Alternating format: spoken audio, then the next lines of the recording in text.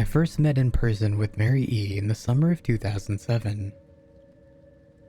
I had arranged with her husband of 15 years, Terrence, to see her for an interview. Mary had initially agreed, since I was not a newsman but rather an amateur writer gathering information for a few early college assignments and, if all went according to plan, some pieces of fiction. We scheduled the interview for a particular weekend, when I was in Chicago on unrelated business. But at the last moment, Mary changed her mind and locked herself in the couple's bedroom, refusing to meet with me. For half an hour, I sat with Terrence as we camped outside the bedroom door, I listening and taking notes, while he attempted fruitlessly to calm his wife. The things Mary said made little sense, but fit with the pattern I was expecting. Though I could not see her, I could tell from her voice that she was crying, and more often than not, her objections to speaking with me centered around an incoherent diatribe on her dreams, her nightmares.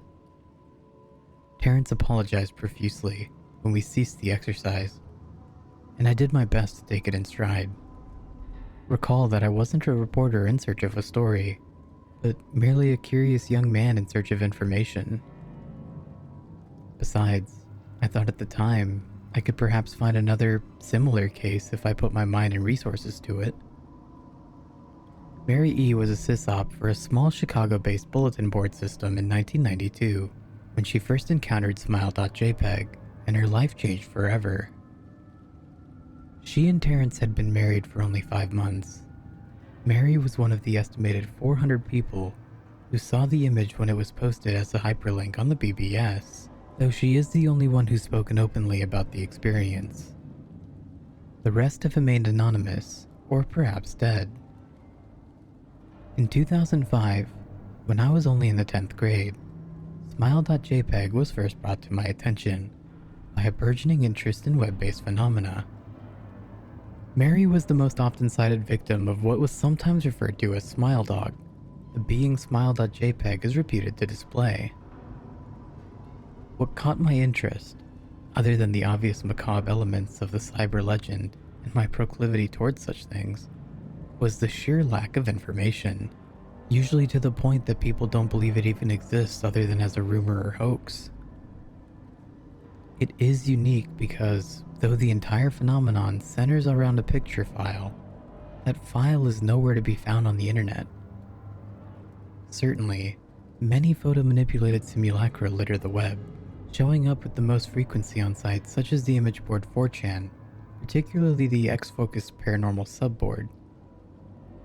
It is suspected that these are fakes because they do not have the effect the true Smile.jpg is believed to have, namely, sudden onset temporal lobe epilepsy and acute anxiety.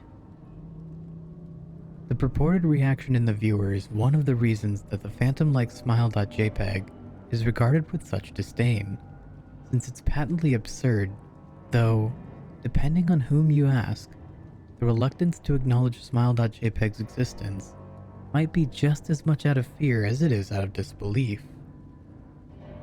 Neither Smile.jpg nor SmileDog is mentioned anywhere on Wikipedia, though the website features articles on such other, perhaps more scandalous shock sites as Hello.jpg or Two Girls One Cup. Any attempt to create a page pertaining to Smile.jpg is similarly deleted by any of the encyclopedia's many admins. Encounters with Smile.jpg are the stuff of internet legend. Mary E.'s story is not unique. There are unverified rumors of Smile.jpg showing up in early days of Usenet, and even one persistent tale that in 2002, a hacker flooded the forums of humor and satire website Something Awful with a deluge of Smile Dog pictures, rendering almost half the forum's users at the time epileptic. It is also said that in the mid to late 90s that Smile.jpg circulated on Usenet, and as an attachment of an email chain with a subject line, "Smile, God loves you." Yet, despite the huge exposure these stunts would generate, there are very few people who admit to having experienced any of them, and no trace of the file or any link has ever been discovered.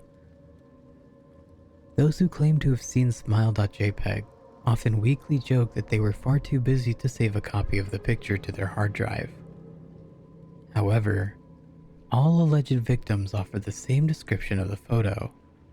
A dog-like creature, usually described as appearing similar to a Siberian husky, illuminated by the flash of a camera, sits in a dim room, the only background detail that is visible being a human hand extending from the darkness near the left side of the frame. The hand is empty, but is usually described as beckoning.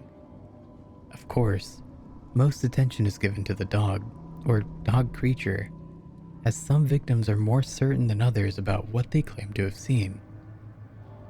The muzzle of the beast is reputedly split into a wide grin, revealing 2 rows of very white, very straight, very sharp, very human-looking teeth. This is, of course, not a description given immediately after viewing the picture, but rather a recollection of the victims, who claim to have seen the picture endlessly repeated in their mind's eye during the time that they are, in reality, having epileptic fits. These fits are reported to continue indeterminably, often while the victims sleep, resulting in very vivid and disturbing nightmares. These may be treated with medication, though in some cases, it is more effective than others. Mary E., I assumed, was not on effective medication. That's why, after my visit to her apartment in 2007, I sent out feelers to several folklore and urban legend-oriented news groups, websites, and mailing lists, hoping to find the name of a supposed victim of smile.jpg who felt more interested in talking about his experiences. For a time, nothing happened, and at length, I forgot completely about my pursuits, since I had begun my freshman year of college and was quite busy. Mary contacted me via email, however, near the beginning of March 2008. To JML, from Mary E.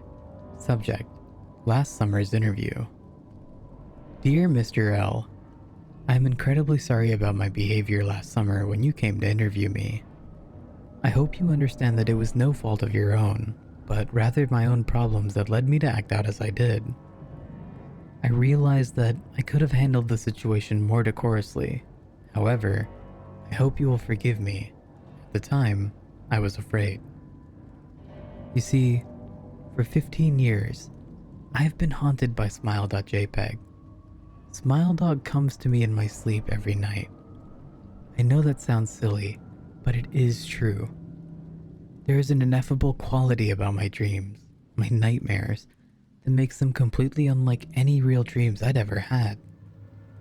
I do not move and do not speak.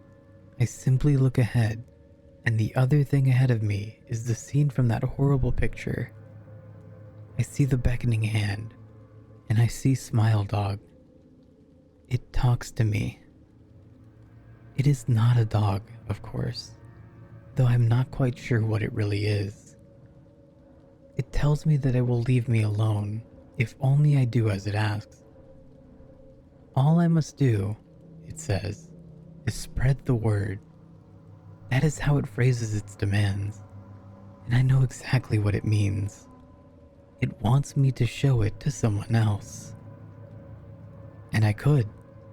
The week after my incident, I received in the mail a manila envelope with no return address. Inside was only a 3.5-inch floppy diskette. Without having to check, I knew precisely what was on it. I thought for a long time about my options. I could show it to a stranger, a coworker. I could even show it to Terrence, as much as the idea disgusted me. And what would happen then? Well, if Smile Dog kept its word, I could sleep. Yet, if it lied, what would I do? And who was to say something worse would not come for me if I did not do as the creature asked? So, I did nothing for 15 years. Though I kept the diskette hidden among my other things. Every night for 15 years, Smile Dog has come to me in my sleep and demanded that I spread the word. For 15 years, I have stood strong. Though there has been many hard times, many of my fellow victims on the BBS board, where I first encountered smile.jpg, stopped posting. I heard some of them committed suicide. Others remained completely silent, simply disappearing off the face of the web. They are the ones I worry most about. I sincerely hope you will forgive me, Mr. L. But last summer, when you contacted me and my husband about the interview, I was near the breaking point. I decided I was going to give you the floppy diskette. I did not care if Smile Dog was lying or not. I wanted it to end. You were a stranger, someone I had no connection with, and I thought I would not feel sorrow when you took the diskette as part of your research and sealed your fate. Before you arrived, I realized what I was doing was plotting to ruin your life. I could not stand the thought, and in fact, I still cannot. I am ashamed, Mr. L, and I hope that this warning will dissuade you from any further investigation of smile.jpg. You may in time encounter someone who is, if not weaker than I, then wholly more depraved. Someone who will not hesitate to follow Smile Dog's orders. Stop while you are still whole. Sincerely, Mary E. Terrence contacted me later that month with the news that his wife had killed herself. While cleaning up the various things that she'd left behind, closing email accounts and the like, he happened upon the above message. He was a man in shambles.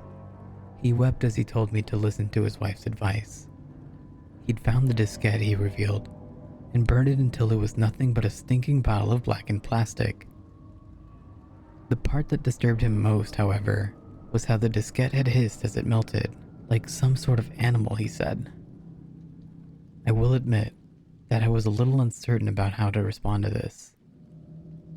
At first, I thought it was perhaps a joke, with the couple belatedly playing with the situation in order to get a rise out of me. A quick check of several Chicago newspapers' online obituaries, however, proved that Mary E. was indeed dead. There was, of course, no mention of suicide in the article.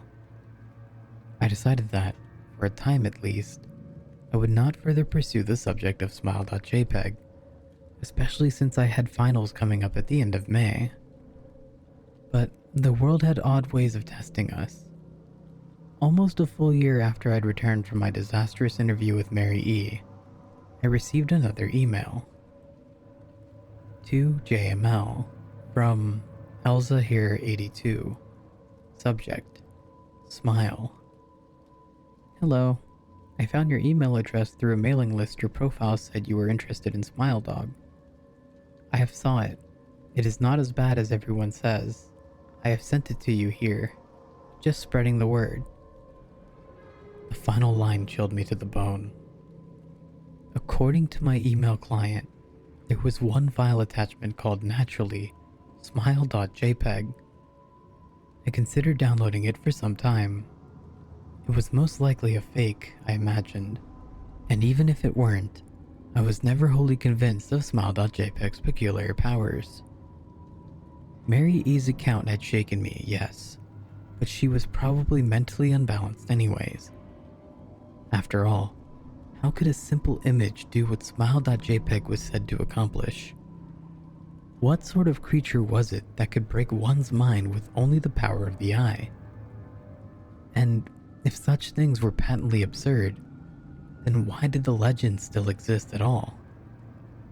If I download the image, if I looked at it, and if Mary turned out to be correct, if Smile Dog came to me in my dreams demanding I spread the word, what would I do? Would I live my life as Mary had, fighting against the urge to give in until I died? Or would I simply spread the word, eager to put it to rest? And if I chose the latter route, how could I do it? Whom would I burden in turn? If I went through with my earlier intention to write a short article about smile.jpg, I decided I could attach it as evidence, and anyone who read the article, anyone who took interest would be affected. And even assuming the smile.jpg attached to the email was genuine, Would I be capricious enough to save myself in that manner? Could I spread the word? Yes. Yes, I could.